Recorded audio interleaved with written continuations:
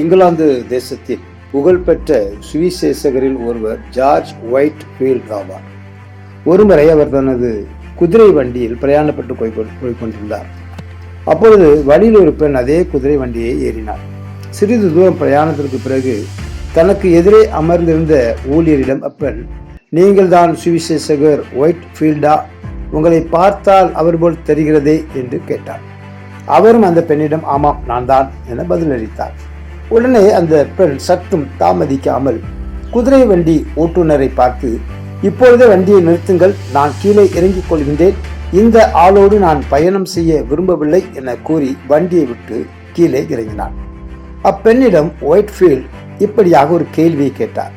என் அன்பு சகோதரியே, நீங்கள் வெறுக்கும் இந்த ஜார்ஜ் ஒயிட்ஃபீல்ட் பரலோகத்தில் இருந்தால் நான் அங்கு இருக்க மாட்டேன், நரகத்திற்கு செல்வேன் என்று கூறுவீர்களானால் நீங்கள் இப்பொழுது எடுத்த இந்த முடிவு சரி என்பேன் என்றாராம்.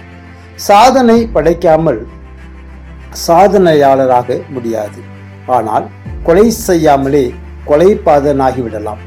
நாம் பகை உணர்வில் காயினைப் போல கொலை செய்யாமல் இருக்கலாம், ஆனால் பிறரை உள்ளத்தில் நெருப்பாய் பகைத்து தேவனுடைய பார்வையில் கொலைபாதகமே. ஒரு மனிதனின் இருதயத்தில் காணப்படும் விரோதம், வெறுப்பு, கோபம், கசப்பு, பகைமை இவற்றின் மொத்த உருவம் அனைத்தையும் கொலை செய்து தூண்டிவிடுகிறது. இதற்கு சட்டப்படி தண்டனை உண்டு. ஆனால் மனதில் உள்ள பகை உணர்விற்கு உலக சட்டத்தின்படி தண்டனை கிடையாது. ஆனால் தேவ சட்டத்தின்படி கொலையாளியாய் தீர்ப்பளிக்கப்படுகிறோம். உலக பார்வைக்கு சாந்த சொருபியைப் போலவும் உள்ளத்தில் கொலையாளியாகவும் காணப்படுகின்றோமோ?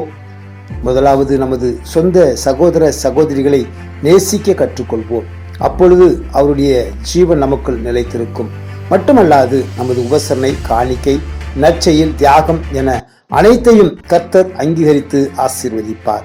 வெறுப்பும் நெருப்புமாய் எரியும் முன் பகையை பாச நீர் ஊற்றி அணைத்திடுவோம்.